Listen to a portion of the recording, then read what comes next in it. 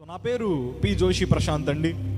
మాది కాకినాడ వాకల్పూడి అనే గ్రామము. ఎక్లీషియా బ్లెస్సింగ్ మినిస్ట్రీస్ అనే సేవా పరిచర్లో దేవుడు మాకు ఇచ్చిన కృపను బట్టి దాంట్లో కొనసాగడానికి దేవుడు చాలా బలమైన కార్యాన్ని దేవుడు చూపించాడు. నేను ప్రభు యొక్క సేవలోకి రావడానికి చాలా ప్రత్యేకమైన కారణాలు ఉన్నాయి. ఆయన సేవా పరిచయం చేయడానికి చాలా రీజన్స్ ఉన్నాయి. అంటే నా చదువును కూడా నేను విడిచిపెట్టి ఫుల్ టైం మినిస్ట్రీలోకి వచ్చాను. అంటే నేను ఫిజియో చదువుతున్నానండి జిఎస్ఎల్ మెడికల్ కాలేజీలో రాజమండ్రిలో. నా చదువుని విడిచిపెట్టి అంటే డాక్టర్ అవ్వాల్సిన నేను దాన్ని విడిచిపెట్టి దేవుని సేవా పరిచయంలోకి నేను వచ్చాను. రావడానికి కూడా చాలా కారణాలు ఉన్నాయి. ఇవాళ వాటన్నిటినీ మీకు వివరించడానికి ఇష్టపడతాను. నా ఆత్మీయ జీవితం ఏంటి, నా సాక్ష్యం ఏంటి, నేను ఎందుకు యేసు ప్రభుని నమ్ముకోవాల్సి వచ్చింది, ఎందుకు సేవా పరిచయంలో ఉంటున్నాను, ఎందుకు దేవుని యొక్క పనిని నేను ఫుల్ టైంకే వచ్చాను, తర్వాత అనేక మంది యవనస్తులు రక్షించడానికి ఎందుకు పనికిరాను నన్ను దేవుడు ఎందుకు వాడుకుంటున్నాడు. ఈ సాక్ష్యాన్ని మీ ముందర పంచుకొని నేను త్వరగానే ముగిస్తాను. నాకు ఇచ్చిన సమయాన్ని నేను వినియోగించుకుంటాను. చిన్నప్పుడు నేను పుట్టకముందు మా తల్లిదండ్రులకి ఒక ప్రవచనం వచ్చింది. నీకు దేవుడు మగబిడ్డను ఇస్తున్నాడు, ఆ మగబిడ్డని దేవుడు ప్రభు యొక్క సేవలో వాడుకోబోతున్నాడని. మా తల్లిదండ్రులు చాలా ఆనందంగా చాలా సంతోషంగా ఫీల్ అయ్యారు. ఎందుకంటే మా నాన్నగారిని మా మమ్మీ పెళ్లి చేసుకుంటున్న తర్వాత మా ఫాదర్ ఫ్యామిలీలో కానీ మా చుట్టాల్లో చాలామంది యేసు ప్రభుని నమ్ముకోలేదు. చాలా తక్కువ మంది, we can count on hour fingers, చాలా తక్కువ మంది. వాళ్ళందరూ యేసు ప్రభుని ఎవరు నమ్ముకోలేదు, యేసు ప్రభుని వ్యతిరేకించే వాళ్ళే. వాళ్ళందరూ యొక్క జీవితాలు మా ఫ్యామిలీ కంప్లీట్గా డిఫరెంట్గా ఉండిద్ది. కానీ వాళ్ళు చెడ్డోళ్ళు అని చెప్పను, వాళ్ళు చాలా మంచోళ్ళు, వాళ్ళ మనసు కూడా చాలా మంచిదే. ఇలాగా మా తల్లిదండ్రులకి ప్రవచనం రాగానే సేవా పరిచర్లో మా తల్లిదండ్రులు అప్పటికే కొనసాగుతున్నారు. 1992 నుంచి సేవా పరిచర్లో ప్రారంభమవుతున్నారు. అప్పుడు మాకుండే ఆ సంఘ సభ్యులు చాలా తక్కువ అండి, ఒక 2, 3, 4 మాత్రమే ఉంటారు. అలాగా ప్రవచనం వచ్చిన తర్వాత దేవుడు నన్ను అనుగ్రహించిన తర్వాత మా తల్లిదండ్రులు చాలా సంతోషపడ్డారు. మా స్థాయికి మించిన స్కూల్లో వాళ్ళు జాయిన్ చేశారు. అప్పట్లోనే కాకినాడలో అది పెద్ద స్కూల్ అండి, బూను స్కూల్ అని ఉండేది. మా స్థాయికి మించి ఫీజులు కూడా కట్టలేని పరిస్థితి. మా స్థాయికి మించి జాయిన్ అయిన తర్వాత మా తల్లిదండ్రులు చాలా కష్టపడ్డారు నాకు ఫీజులు కట్టడానికి. కానీ ఎందుకంటే మా తల్లిదండ్రులు ఉన్న ఒకే ఒక ఆశ ఏంటి తెలుసా, వీడు ఉన్నతంగా చదువుకొని. ఎందుకంటే మా తల్లిదండ్రులు సరిగ్గా చదువుకోలేదు. వాళ్ళు అనుకున్నారు మా వాడు చాలా బాగా చదువుకొని ఇంగ్లీష్ ఫ్లూయెంట్గా మాట్లాడుతూ అనేక మంది దగ్గర వీడు మంచి వాక్యం చెప్పాలి, వీడు మంచిగా దేవుని యొక్క వాక్యాన్ని ప్రకటిస్తూ ఉండాలి, మంచి సాక్షిగా బ్రతకాలి. ఎందుకంటే దేవుడు ప్రపంచంలో ఉండే అనేక ప్రాంతాల్లో వాడుకుంటానని దేవుడు వాగ్దానం ఇచ్చాడు కనుక వీడు మంచిగా చదువుకోవాలని మా తల్లిదండ్రులు ఆశపడ్డారు. అలాగే జాయిన్ చేశారు. మా స్కూల్ వాతావరణం మా ఇంటి వాతావరణం చాలా కంప్లీట్గా డిఫరెంట్గా ఉంటుంది. ఎందుకంటే అక్కడ ఉండే వాళ్ళందరూ చాలా పెద్ద పెద్ద వ్యక్తులకి సంబంధించిన పిల్లలు, ఫ్యామిలీ మెంబర్స్ వాళ్ళందరూ ఉన్నారు. వాళ్ళు బాగా రిచ్గా ఉండేవారు. నేను మాత్రం ఒక చాలా తక్కువ స్టాండర్డ్లో ఉండేవాడిని. మా తల్లిగారు మంచిగా నూనె రాసి మంచిగా బట్టలు వేసి బాగా పంపించేవారు. చిరిగిపోయిన షూ అయినా చిరిగిపోయిన సాక్స్ అయినా కానీ నాకు అప్పుడు లోకంలో ఉండే ఆడంబరాలు ఏం తెలియవు కనుక కామన్గా అలా పద్ధతిగా వెళ్ళిపోయేవాడిని. నా జీవితంలో ఏదో ఒక కొరత కనిపించేది. ఏం కొరత తెలుసండి, మా తల్లిదండ్రులు ఎప్పుడు నా చెవులో ఒక మాట చెప్తూ ఉంటారు, మా జీవితంలో ఎప్పుడు ఒక మాట చెప్తూ ఉంటారు, దేవుడు మనల్ని దీవిస్తాడు, దేవుడు మనల్ని ఆశీర్వదిస్తాడు, దేవుడు మనల్ని అభిషేకిస్తూ ఉంటాడు, దేవుడు మనల్ని చాలా ఉన్నతమైన స్థానంలో పెడతాడని చెప్తూ ఉంటే నేను మా చర్చిని చూసేవాడిని. మా చర్చ్ తాటాకి చర్చ్ అండి. మా చర్చిని చూసేవాడిని. దేవుడే ఆశీర్వదిస్తే ఈ పాటికి 2 ఫ్లోర్లు లేచిపోలుగా. దేవుడు మనల్ని ఆశీర్వదిస్తే ఈ పాటికి మా డాడీకో బైకో కారు ఉండేదిగా. దేవుడు మనల్ని ఆశీర్వదిస్తే ఈ పాటికి లేకపోతే మంచి రిచ్గా డబ్బులు జేబులో పెట్టుకొని తిరిగే వాళ్ళంగా. మా తల్లిదండ్రులు చెప్పేదంత ఆపోజిట్గా ఉండేది. దేవుడు మనల్ని ఆశీర్వదిస్తాడంటే ఆశీర్వాదం కనిపించేది కాదు.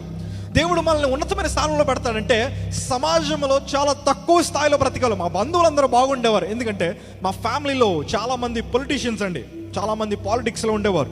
వాళ్ళు చాలా బాగుండేవారు, బాగా సంపాదించేవారు, మంచి మంచి కారులో తిరిగేవారు, మంచి మంచి బిల్డింగ్స్ కట్టుకునేవారు. అరే దేవుడిని నమ్ముకోలేని వాళ్ళే చాలా బాగా అభివృద్ధి చెందుతున్నారు కదా. మేము యేసు ప్రభువుని నమ్ముకున్నాను మా తల్లిగారు చెప్తున్నారు, అనేక సాక్ష్యాలు ఉన్నాయని తల్లిగారు చెప్తా ఉన్నారే, కానీ కంప్లీట్గా డిఫరెంట్గా ఉందేంటి, కంప్లీట్గా ఆపోజిట్గా ఉందేంటి అని చాలా ప్రశ్నలు నా లైఫ్లో రావడం ప్రారంభించింది. వచ్చిన తర్వాత ఒకటే డిసైడ్ అయ్యా. ఏమైంది తెలుసా, మా స్కూల్లో అడిగేవారు, జోషి నువ్వు పెద్దకి ఏమవుతావు అంటే ఒక్కటే అనేవాడిని, నేను మంచి పొలిటీషియన్ అవుతాను, మంచి రాజకీయవేత్తను అవుతానని అనేవాడిని. అందరు నవ్వేవారు. కాకపోతే నేను చాలా వేదనతో అనేవాడిని. నా గుండెల్లో చాలా భారం ఉండేది, వేదన ఉండేది. నేను కూడా డబ్బులు సంపాదించాలి, నేను కూడా ఉన్నతమైన స్థానంలోకి వెళ్ళాలి, నేను కూడా మంచి మంచి కారులో తిరగాలి, నేను కూడా డబ్బులు ఖర్చు పెడుతూ ఉండాలి, నేను కూడా మంచి ఎలాంటి పరిస్థితులు లేకుండా, డబ్బులు లేని పరిస్థితి లేకుండా టైం టు టైం ఖర్చు పెట్టేవాడుగా ఉండాలి. ఇలాగ మా తల్లిదండ్రులాగా బేదల్లాగా బతకడం నాకు ఇష్టం లేక అలాగ అనుకునేవాడిని. మా తల్లిదండ్రులు ఎప్పుడు ప్రార్థన చేసేవారండి. రాత్రి పడుకోగానే మా తలల దగ్గరికి, మా పడకల దగ్గరికి వచ్చి మా తల్లిదండ్రులు ప్రేయర్ చేస్తూ ఉండారు.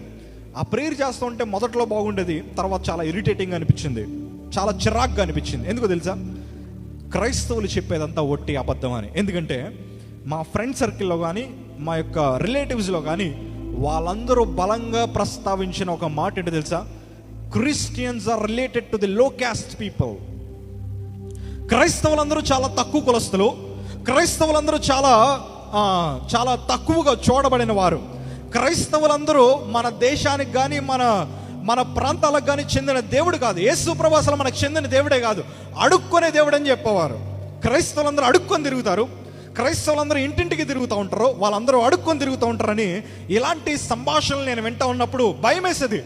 నేను కానీ క్రిస్టియన్ అని చెప్పానంటే నాతో ఎవడు ఫ్రెండ్షిప్ చేయడు, నేను కానీ క్రిస్టియన్ అని చెప్తే నాతో ఎవడు మాట్లాడడానికి బాగా క్లియర్ కట్గా అర్థమైపోయి నేను యేసు ప్రభు యొక్క బిడ్డగా నేను బ్రతకడం మానేశాను. ఏదో చర్చిలో నటించే భక్తే, పాటలు పాడేటప్పుడు నేను కలిసి పాడేవాడిని, వాక్యాలు చదువుతున్నప్పుడు నేను బైబిల్ ఓపెన్ చేసి చూసేవాడిని, ప్రార్థన చేస్తున్నప్పుడు నేను కూడా మోకరించి ప్రార్థన చేసేవాడిని, చర్చిలో కాంగో వాయించేవాడిని, జాజ్ వాయించేవాడిని. దేవుడు నన్ను చిన్నప్పుడే మంచి తలంతులతో దేవుడు నన్ను మంచిగా అభిషేకించాడు. అన్ని మ్యూజిక్ ఇన్స్ట్రుమెంట్స్ చాలా చిన్నప్పటి నుండే వాయించడం ప్రారంభించాను. ఇలాంటి నా బ్రతుకులో చాలా ప్రశ్నలు అండి చిన్నప్పటి నుండి, ఎందుకంటే నేను అనుభవించిన పరిస్థితులు అలాంటివి. ఇలాగ నేను అనుభవిస్తున్నప్పుడు ఒకరోజు, అంటే స్కూల్లో నా వస్త్రధారణ బట్టి నా పక్కన ఆవిడ కూర్చునేవాడు కాదు, లంచ్ బ్రేక్లో కూడా నేను ఒక్కనే కూర్చొని అన్నం తినేవాడిని. ఒక్కొక్కసారి క్యారేజ్ వచ్చేది కాదు, ఒక్కొక్కసారి పంపించడానికి ఎవరు ఉండేవారు కాదు, ఎందుకంటే మినిస్ట్రీ అనేసరికి అలా తిరుగుతూ ఉండాలి కదా. ఇలాంటి పరిస్థితులన్నీ చూసినప్పుడు ఒక్కటే ఫిక్స్ అయ్యా, జన్మలో ఎప్పుడు కానీ యేసు ప్రభు అనే మాట నా నోట్లోంచి రాకూడదు, బైబిల్ నా చేత్తో పట్టుకొని నేను సేవకుడు అవ్వకూడదు, నేను నా లైఫ్లో ఎప్పుడు చర్చిని మెయింటైన్ చేయకూడదు, అసలు దేవుని సేవా పరిచయం వద్దని చాలా మెంటల్గా ఫిక్స్ అయిపోయాను. ఆ మెంటల్గా ఫిక్స్ అవడం దేవుడి మీద మరింత ద్వేషాన్ని పెంచడం ప్రారంభించింది. ఎందుకంటే దేవునికి దూరం అయిపోతే మనలో ఉన్న పాపం అలా పెరిగిపోతూ ఉంటుంది. దేవునికి దగ్గరగా ఉంటే పాపం బట్టి మనం భయపడుతూ ఉంటాం, పాపంలో ఉండకూడదని. కానీ దేవునికి దూరం అయిపోతే చాలామంది పాపంలో పెరగడానికి ఉపయోగం ఉంటుంది.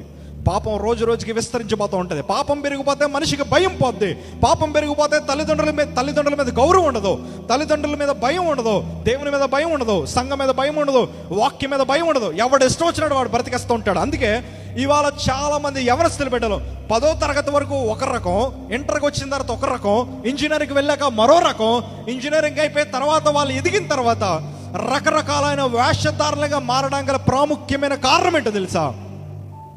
దేవుని యందు భయం భక్తి తగ్గడం, లోకములో ఉండే పాపం పెరగడమే.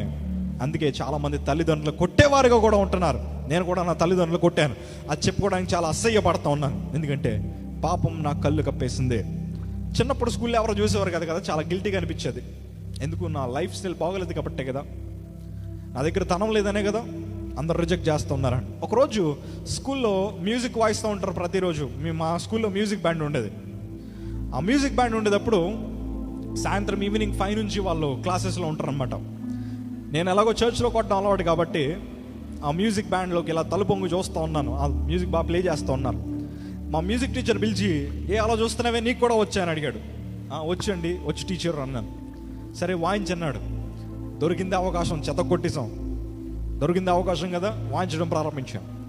వాళ్ళు ఆశ్చర్యపోయారు. ఎందుకంటే దేవుడు మన క్రైస్తవ బిడ్డలకు మంచి తలాంతులతో దేవుడు అనుగ్రహిస్తాడు, మంచిగా అభిషేకిస్తాడు. వాయించడం ప్రారంభించిన తర్వాత వాళ్ళన్న ఒక డైలాగ్ నా జీవితాన్ని మార్చేసింది.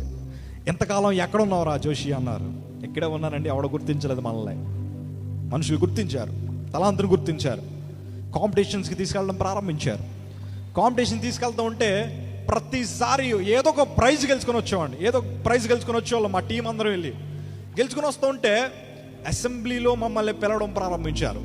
చాలామంది జనం ఉండేవారు. ఆ జనంలో జోషి ప్రశాంత్ అని పిలవగానే ఎంత హ్యాపీ అనిపించేదంటే, అందరూ నాకు క్లాప్స్ కొడుతూ ఉంటే ఇదిరా పేరు ప్రఖ్యాతలు అంటే, ఇలాగరా మనం ఉండాలి, ఇలా బ్రతకాలి అంటే, మనిషికి తలంత ఉంటే మనం ఎక్కడికైనా ఎదిగిపోతాం. మనిషికి టాలెంట్ ఉంటే మనతో చాలా మంది ఉంటారు. మనిషికి టాలెంట్ ఉంటే మనల్ని ఉన్నతమైన స్థానంలో ఖచ్చితంగా పెడుతుంది. దేవుణ్ణి పక్కన పెట్టేసి టాలెంట్ని నమ్మడం ప్రారంభించాను. ఆ టాలెంట్ చాలా పేరుని తీసుకొచ్చింది. ఇంచుమించు మన స్టేట్ వైడ్ కాంపిటీషన్స్లో 3rd ప్లేస్ వచ్చిందండి ఓవరాల్ ఆంధ్రప్రదేశ్లో. అంటే అప్పటికి విడిపోలేదు కాబట్టి ఓవరాల్ ఆంధ్రప్రదేశ్లో మ్యూజిక్ కాంపిటీషన్లో 3rd ప్లేస్ వచ్చింది. పేపర్లో పడుతూ ఉంటే చాలా గర్వంగా అనిపించేది. ఆ పేపర్ని చూస్తూ ఉండేవాడిని, ఎందుకంటే అప్పుడు ఫోన్లో అయ్యి ఉండుంటే ఈ పాటికి నేను కూడా అవి ఫొటోస్ తీసుకొని దాచేవాడినేమో. కాకపోతే చిన్న చిన్న ట్రోఫీస్ అవన్నీ ఉన్నాయి. అవన్నీ చూసినప్పుడు చాలా గర్వంగా అనిపించేది. అంటే ఎప్పుడైతే అసెంబ్లీలో పిలవడం ప్రారంభించారో నా చుట్టూ ఏగల్లాగా ఫ్రెండ్స్ వాడడం ప్రారంభించారు. నా చుట్టూ భోజనం చేసే వాళ్ళు పెరిగారు, నా పక్కన కూర్చునే వాళ్ళు పెరిగారు, నాతో మాట్లాడేవారు పెరిగారు, సైకిల్ వేసుకొని వెళ్తూ ఉంటే నా వెనకాల వచ్చేవారు పెరిగారు, నాతో మాట్లాడేవారు, ప్రేమ చూపించేవారు చాలా మంది పెరిగారు. అనేక మంది పరిచయం అవడం ప్రారంభించారు. గొప్ప గొప్ప వ్యక్తుల యొక్క వాళ్ళ పిల్లల పరిచయం అవడం ప్రారంభించారు. ఉన్నతమైన స్థానంలో ఉండే పిల్లల పరిచయం అవడం ప్రారంభించారు. వాళ్ళకిలాగా నేను బ్రతకాలని ఇష్టపడ్డాను, వాళ్ళకిలాగా నేను వస్త్రాలు వేసుకోవాలని ఇష్టపడ్డాను. మనం ఇలాంటి చెడు తలాంపులు కనుక తలస్తూ ఉంటే అపవాదిగాడు వెంటనే ద్వారాలు తెరిచేస్తాడు. అపవాదిగాడు వెంటనే ద్వారాలు తెరుస్తాడు. నా స్నేహితులు నాకు బట్టలు ఇవ్వడం ప్రారంభించారు. నా స్నేహితులు నాకు కాస్ట్లీ షూస్ ఇవ్వడం ప్రారంభించారు. ఎందుకంటే వాళ్ళ ఫ్యామిలీలో చాలామంది మూవీ యాక్టర్స్ కానీ, తర్వాత సినిమా ఫీల్డ్కి సంబంధించిన వాళ్ళు, పాలిటిక్స్కి సంబంధించిన వాళ్ళు, తర్వాత అనేకమైన చాలామంది గవర్నమెంట్ ఉద్యోగస్తులకు సంబంధించిన వాళ్ళందరూ పరిచయం అవడం, వాళ్ళందరి యొక్క లక్షణాలు నేర్చుకోవడం. ఇంట్లో అయితే కొరత, స్కూల్లోనేమో చాలా ఉన్నతమైన స్థానం అలాగా బిహేవ్ చేసేవాడిని. నూనె పోయింది, జెల్ వచ్చింది, మామూలు కాటన్ ప్యాంట్లు పోయాయి, జీన్లు వచ్చాయి. మంచిగా షూస్ వాడడం ప్రారంభించాను, మంచిగా లైఫ్ స్టైల్ చేంజ్ చేసుకోవడం ప్రారంభించాను. లైఫ్ అంతా మారిపోయింది. లైఫ్ మారిన తర్వాత నా తల్లిదండ్రులు కనిపించలేదు. లైఫ్ మారిన తర్వాత నా తల్లిదండ్రుల యొక్క వస్త్రధారణ నా వస్త్రధారణ మ్యాచ్ అవ్వలేదు కనుక they are not my parents at all. వాళ్ళ నా పేరెంట్స్ కాదు, వాళ్ళ నా తల్లిదండ్రులు కాదు. ఎందుకంటే నా రేంజ్కి ఇప్పుడు సరిపోరు. ఇప్పుడు మన స్కూల్లో మోస్ట్ పాపులర్ కిడ్, గేమ్స్ ఆడటం ప్రారంభించాను, క్రికెట్ టీంలో జాయిన్ అవడం ప్రారంభించాను, డిస్ట్రిక్ట్ లెవెల్ స్కూల్ తరపున ఆడడం ప్రారంభించాను, అక్కడ కూడా పేపర్లో పడడం, స్కూల్ టీంలో ఉండడం. ఇవన్నీ ప్రతి ఒక్క గేమ్లో, ప్రతి ఒక్క దాంట్లో విజయం విజయం విజయం వస్తూ ఉంటే కొమ్ములు బాగా పెరిగిపోయాయి. అందుకే దేవుని యొక్క వాక్యం సెలవిస్తుంది కదా, గర్విష్ఠుల ఇల్లు యెహోవా పెరిగిపోయాను. దేవుని యొక్క వాక్యం సెలవిస్తుంది కదా, నాశనమునకు ముందు గర్వము నడుచును, అహంకారం నడుచును. ఇవన్నీ చెప్తూ ఉంటే అనుకునేవాడిని మా తల్లిదండ్రుల పిచ్చోళ్ళు. మా బంధువుల దగ్గరికి వెళ్ళి దేవుణ్ణి దూషించేవాడిని. అనవసరంగా క్రైస్తవ కుటుంబంలో పుట్టాను, అనవసరంగా సేవకుల కుటుంబంలో పుట్టాను, అనవసరంగా పుట్టాను వీళ్ళ ఫ్యామిలీలో అని చాలా బాధపడేవాడిని.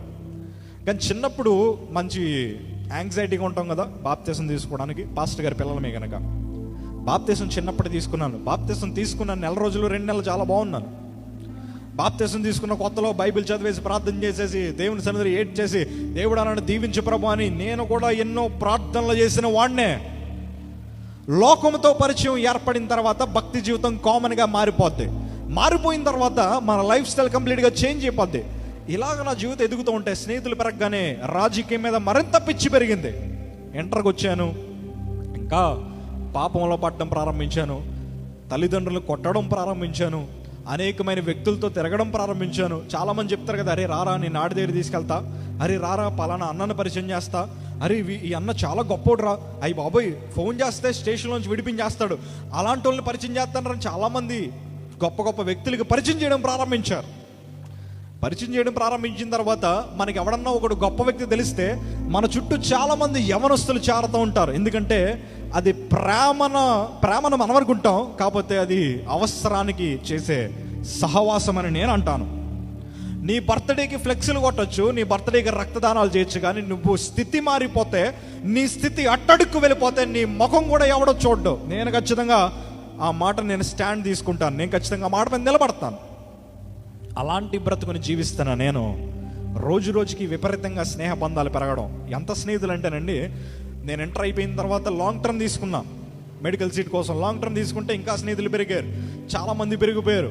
ఓ పక్కన ర్యాలీలు, ధర్నాలు, పాలిటీషియన్స్ పక్కన ర్యాలీలు చేయడం, మా ఫ్రెండ్స్ మంచి మంచి పొలిటికల్ స్థానాల్లో, స్టేట్ వైడ్, డిస్ట్రిక్ట్ వైడ్ మంచి స్థానాల్లో నిలబడుతూ ఉంటే వాళ్ళకి సపోర్టివ్గా నేనుంటూ, నేను కూడా మంచి పదవులను ఆశిస్తూ, నేను కూడా మంచిగా తిరుగుతున్న ప్రాంతాలవి, మంచిగా తిరుగుతున్న సిచ్యువేషన్స్ అవి. మంచి మంచి కాలేజీలో యూత్ మీటింగ్స్కి, ఏ యూత్ మీటింగ్స్కి అనుకున్నారు, పొలిటికల్ యూత్ మీటింగ్స్కి తీసుకెళ్లేవారు. వేల మంది స్టూడెంట్స్ మధ్యన ఎదురుగుండా కాళ్ళ మీద కాలేసుకుని కూర్చొని ఒక మంచి పొలిటికల్ లైఫ్ను ఊహించుకున్న ఒక వ్యక్తిని నేను. చిన్న వయసులోనే మంచి జ్ఞానాన్ని సంపాదించుకున్నాను, లోకపరమైన జ్ఞానాన్ని. ఎందుకంటే పరిచయమైన వ్యక్తులు 30 సంవత్సరాలు, 40 సంవత్సరాలు, 50 సంవత్సరాలు అంత పెద్ద పెద్ద వ్యక్తుల మధ్యన కూర్చొని వాళ్ళ మాటలు వింటూ జ్ఞానాన్ని సంపాదించుకున్న వ్యక్తిని. నా పర్సనల్ లైఫ్లో చాలా ఉన్నాయండి. చెడు అలవాట్లు అవలంబించడం ప్రారంభించాను, వాటిని పాటించడం ప్రారంభించాను, గొడవలకు వెళ్ళడం ప్రారంభించాను, స్టేషన్కి వెళ్ళి దెబ్బలు తినడం, ఆ దెబ్బలు తినడం 5 నిమిషాలకి అరే మా వాడి మీద చేసేవేంట్రా నా వెనకాల చాలా మంది రావడం, చాలా పెద్ద పెద్ద మ్యాటర్లు జరగడం, ఇవన్నీ చూసి కాలర్ ఎగరడం, బయట రోడ్డు మీద ఎగరడం, బైక్ రేసులకు వెళ్ళడం, అర్ధరాత్రులు రోడ్ల మీద వెచ్చలవిడిగా తిరగడం, అమ్మాయిల్ని ఏడిపించడం, అమ్మాయిల్ని లాగిపెట్టి కొట్టడం, వాళ్ళ చున్నీలు లాగడం, రోడ్డు మీద అతి నీచకరమైన వేషాలన్నీ వేస్తూ నా బ్రతుకుని కొనసాగుతూ ఉన్నాను. కాపర్ రాకపోతే షార్ప్నర్ బ్లేడ్తో నా చేతిని కోసుకునేవాడిని. ఎదటవాడి జుట్టుని ఇలా పీకి ఆ జుట్టుని నోటుతో పీకేవాడిని. అనుకునేవాడిని, చాలా మంది పొగిడేసేవారు, అన్నా నువ్వు చాలా సూపర్ అన్నా, నువ్వు రెబ్బలన్నా అని పిలుస్తూ ఉంటే ఉర్రోతలుగిపోయేది నా మనస్సు. అన్న తిన్నావా అని ఫోన్ చేస్తూ ఉంటే ఎంతమంది స్నేహితులని ప్రేమిస్తున్నారు, 2000 మంది పైనే. అప్పట్లో టిక్టాక్లు ఇవేం లేకుండానే కాకినాడలో చాలా మంది వ్యక్తులకి తెలిసిన వ్యక్తిని, అనేక రాష్ట్రాల్లో పరిచయమైన వ్యక్తులది, అనేక రాష్ట్రాల్లో చాలా మంది వ్యక్తుల్ని పరిచయం చేసుకొని చాలా బిందాస్గా బ్రతుకుతున్న నా జీవితం ఒకటే అనుకున్నాను, దేవుడు లేడు, ఎవరు లేరు అసలు. యేసు ప్రభు అంటేనే అసహ్యం పెంచుకున్నాను. బైబిల్ని విసిరేసేవాడిని, చేత్తో చింపేసేవాడిని, చలేసినప్పుడు బైబిల్లో ఉండే పేజీలు చింపి అంటించుకునేవాడిని. ఇవన్నీ నా స్నేహితుల ముందర ఎందుకు చేశానో తెలుసా? నేను క్రైస్తవుని కాదు అని రుజువు చేసుకోవడానికి చేశాను. I'm not a Christian. I don't believe Jesus Christ. I don't belong to the Christian family. ఇవన్నీ రుజువు చేసుకోవడానికి చేశాను. నా స్నేహితులకి నేను యేసు ప్రభు యొక్క సేవా పరిచర్య ప్రారంభించినంత వరకు తెలియదు నేను క్రైస్తవుడిని. 2014 వరకు నా ఫ్రెండ్స్కి నేను క్రిస్టియన్ అనే విషయం కూడా తెలియదు. కొంతమందికి తెలిసినా కూడా వాళ్ళు ఏమనుకున్నారంటే ఇటు బాప్తీసం తీసుకోలేదేమని. నా స్నేహితులకి నేను బాప్తీసం తీసుకున్నానని తెలిసిన తర్వాత వాళ్ళు అన్న మాట ఏంటి తెలుసా? అరే బాప్తీసం తీసుకుంటే చాలా మంది పర్ఫెక్ట్గా బ్రతుకుతారు కదా అంటే నేను అన్నాను, అరే బాప్తీసం లేదు, ఫిల్ ఇన్ ద బ్లాంక్స్. అక్కడ చాలా బండబూతులు మాట్లాడేవాడిని. అలాంటి నా బ్రతుకు ఇవాళ యేసు కొరకు ఎందుకు వాడబడుతుందో తెలుసా? ఎందుకంటే ఆయన సజీవుడండి. హల్లెలూయా. ఆయన చాలా గొప్ప దేవుడు, ఉన్నతమైన కార్యాలు చేసేవాడు, ఆయన బలమైన దేవుడు, ఆయన శక్తివంతమైన దేవుడు. మనము చేస్తున్న ప్రతి ఒక్క పనిని, మనం చేస్తున్న ప్రతి ఒక్క క్రియని చూసే దేవుడు ఆయన. నన్ను నిన్ను సృజించిన దేవుడు, ఆయన వంటి దేవుడు ఎవరో లేరు అని నేను ఇవాళ ఖచ్చితంగా చెప్తున్నాను. ఎందుకో తెలుసా? ఆయనే గొప్పవాడు. అలాగే సాగిపోతున్న నా యవ్వన జీవితం. జిఎస్ఎల్ మెడికల్ కాలేజ్లో జాయిన్ అయ్యాను, రాజమండ్రి జిఎస్ఎల్ మెడికల్ కాలేజ్లో జాయిన్ అయిన తర్వాత నాకు ర్యాగింగ్ అంటే ఏంటో తెలియదండి. అసలు ర్యాగింగ్ అంటే ఏంటో తెలీదు. సీనియర్స్ 4th ఇయర్లో కూడా అరే వీడిని డిస్టర్బ్ చేస్తే మన లైఫ్ని ఏదో ఒకటి చేస్తాడరా బాబు. ఎందుకంటే చాలా సాడిస్టిక్గా బిహేవ్ చేసేవాడిని, చాలా సాడిస్టిక్గా. లేనిపోని చెడు అలవాట్లు అన్నీ ఉన్నాయి. క్లాస్కే నేను చాలా నీచంగా వచ్చేవాడిని. క్లాస్లో కూర్చొని నేను చేసే పనులు కూడా చాలా తప్పుడు పనులే. అమ్మాయిలు ఏడిపించడాలు అనే అనుకుంటారేమో, అంతకు మించి చాలా పెద్ద పెద్ద పనులు చేసేవాడిని. ఇలాంటి పనులన్నీ చేస్తూ, ఎందుకంటే చాలామంది యవనస్తుల్ని డ్రగ్స్కి అలవాటు చేసిన మనిషిని నేను. చాలామంది కుటుంబాల్లో యవనస్తుల యొక్క జీవితాన్ని పాడు చేసి వాళ్ళ కుటుంబాల్లో శాంతి లేని బ్రతుకులుగా చేసిన వ్యక్తిని నేను. ఎంతోమంది తల్లులు అనుకున్నారు ఇలాంటి వాడు చచ్చిపోతే బాగుండని. నేను బైక్ రేసులకు వెళ్తున్నప్పుడు నా స్నేహితులు ఎంతోమంది చనిపోయినప్పుడు నేను అనుకున్నాను, I'm the most luckiest person, నేను చాలా అదృష్టవంతుని అనుకున్నాను. కానీ దేవుడు నాకు మరొక అవకాశాన్ని ఇస్తాడని నేను మర్చిపోయాను. దేవుడు నాకు బ్రతకడానికి, ఆయన తెలుసుకోవడానికి ఎన్నో అవకాశాలు ఇచ్చాడని నేను మర్చిపోయాను. లారీ పక్కన పడినప్పుడు లారీ నా పక్క నుంచే టైర్ పక్క నుంచే వెళ్ళింది. చాలా ఇంచ్ గ్యాప్స్ లేకపోతే అప్పుడే పచ్చడి అయిపోయామండి. అప్పటికే చాలా మత్తులో ఉన్నాను నేను.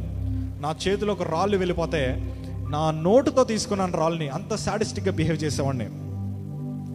అలాంటి నన్ను దేవుడు మార్చాడు. దేవుడి గురించి ఎందుకు చెప్తున్నానో తెలుసా? నన్ను మార్చడానికి ఎంతోమంది ప్రయత్నం చేశారు, ఎంతోమంది సేవకులు ప్రయత్నం చేశారు. ఎంతోమంది యవనస్తుల మీటింగ్కి తీసుకెళ్ళి యవనస్తుల మీటింగ్లో కూర్చోబెడితే వాళ్ళు చెప్పిన వాక్యం అంతా బాగానే వినేవాడిని. వినిన తర్వాత ఎంతమంది రక్షణ పొందాలనుకుంటున్నారంటే నేను కూడా అందరితో పాటు చేయెత్తేవాడిని. కానీ బయటకు వచ్చిన తర్వాత వాక్యాన్ని మర్చిపోయి ఇష్టానుసారమైన జీవితాన్ని జీవించేవాడిని. నా బ్రతుకు అలా అయిపోయింది. తెలంగాణ పోరు జరుగుతుంది, అనేక మంది రాజకీయ వ్యక్తులతో కలిసి మంచిగా ర్యాలీలు ధర్నాలు ఇవన్నీ చేస్తూ అనేక మంది యవనస్తుల్ని రప్పించుకొని, ఎందుకంటే చాలామంది తిరిగేవారు, నా పక్కన చాలామంది ఉండేవారు. రాజమండ్రి నుంచి కాకినాడ బస్ స్టాప్కి వస్తేనే ఎంతోమంది నా కోసం వెయిట్ చేసేవారు. స్నేహితులు, అన్న ఎప్పుడొస్తావు అన్న కాకినాడ అని అడిగేవారు. కాకినాడ రాగానే అన్నయ్య వాళ్ళు వీళ్ళందరూ నాతో బాగా తిరిగేవారు. చాలా బాగుండేది లైఫ్ అంతా. గొడవలకు వెళ్తే మంచి రెస్పెక్ట్ వచ్చేది. ఎవరన్నా రోడ్డు మీద కనిపిస్తే వాళ్ళని మధ్యలో ఆపి వాళ్ళని బాగా చెతగొట్టేసి వాళ్ళకుండే చైన్లు, సెల్ ఫోన్లు తీసుకొని వాళ్ళని తాకట్టు పెట్టుకొని మంచిగా ఎంజాయ్ చేసిన పరిస్థితులు, లగ్జరియస్ లైఫ్ను అనుభవించాను. మా స్నేహితులేమో ఉన్నతమైన వారు, మంచి లగ్జరియస్ కార్లు, బెంజ్, ఆడీలు, BMW ఇలాంటివన్నీ తెస్తూ ఉంటే వాటిలో తిరుగుతూ, అంటే మా బతుకేమో వేరు, నేను బయట తిరిగేదంతా వేరు. కానీ దేవుడు కూడా రోజు రోజుకి సంఘాన్ని అభివృద్ధి చేశాడు. మంచి బాల్కనీ చర్చ్ని దేవుడు అనుగ్రహించాడు. చాలా మంచి సంఘాన్ని పెంచాడు. ఇంచుమించు ఒక 4 సంఘాలు స్థాపించడానికి కూడా దేవుడు మా తల్లిదండ్రులు ఆశీర్వదించాడు. ఒక పక్కన వాళ్ళ సేవలు ఎదుగుతూ ఉంటే ఒక పక్కన సేవని అణిచివేయడానికి అపవాదిగా నన్ను వాడుకోవడం ప్రారంభించాడు. అపవాదిగా నా లైఫ్ స్టైల్ని కంప్లీట్గా మార్చేశాడు. వెనకాల ఒక పెద్ద పిలక ఉండేది, ఎదర మంచి రంగు వేసుకొని మంచిగా ఎక్స్ట్రాలు చేసుకుంటూ తిరిగేవాడిని. కానీ క్రైస్తత్వంలోకి వచ్చిన తర్వాత కూడా అలాంటి వాళ్ళు కనిపిస్తున్నారు. అదే నాకు బాధ వేసింది. నా గుండెల మీద చేసుకొని చెప్తున్నాను, నా సాక్షి జీవితాన్ని బట్టి నా స్నేహితుల్ని మార్చుకున్నాను. నా సాక్షి జీవితాన్ని బట్టి దేవుడి నామానికి మహిమ కలిగేలాగా నా జీవితాన్ని దేవుడు చేశాడు. మన క్రియలు బట్టి దేవుడు మహింపరచబడాలా, మన క్రియలు బట్టి దేవుడు మంచిగా పూజింపబడాలా. కానీ ఇవాళ అలాంటి క్రియ జీవితం నీలో ఉందా బ్రదర్?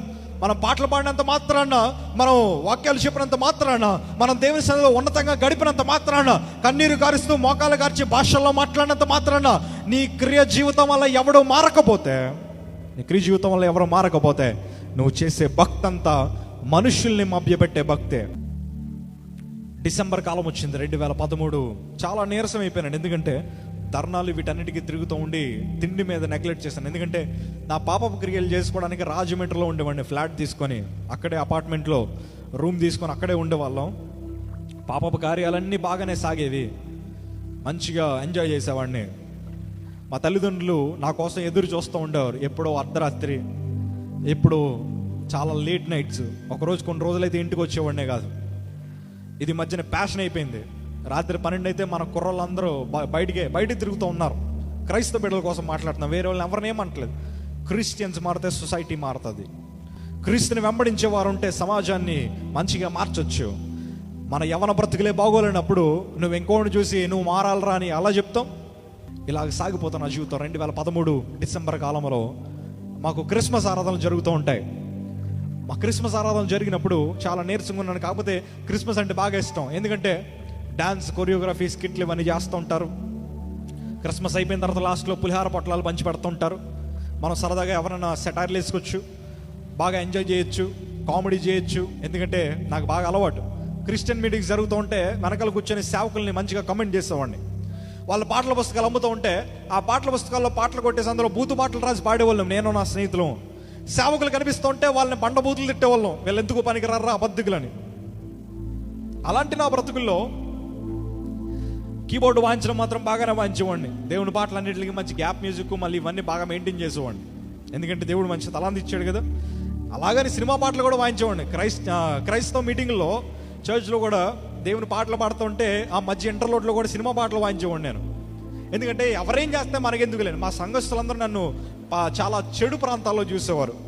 పార్టీ ఆఫీసులు అని, తర్వాత వేరు వేరు పాకల్లో, తర్వాత ఎక్కడో కొన్ని చెప్పకూడదు కానీ చాలా రకరకాల ప్రాంతాల్లో చూసేవారు. ఇలాగ ఈ క్రిస్మస్ ఆరాధనలు జరుగుతూ ఉంటే చాలా నీరసంగా ఉంది. కీబోర్డ్ వాయించేసి ఇంటికి వెళ్ళిపోయాను. చాలా బలహీనంగా ఉండి పడుకుండిపోయాను. ఇంటికి వెళ్ళిపోయిన తర్వాత వేళ వాక్యం చెప్తున్న పాస్టర్ గారి పేరు బట్టి శ్రీను గారు.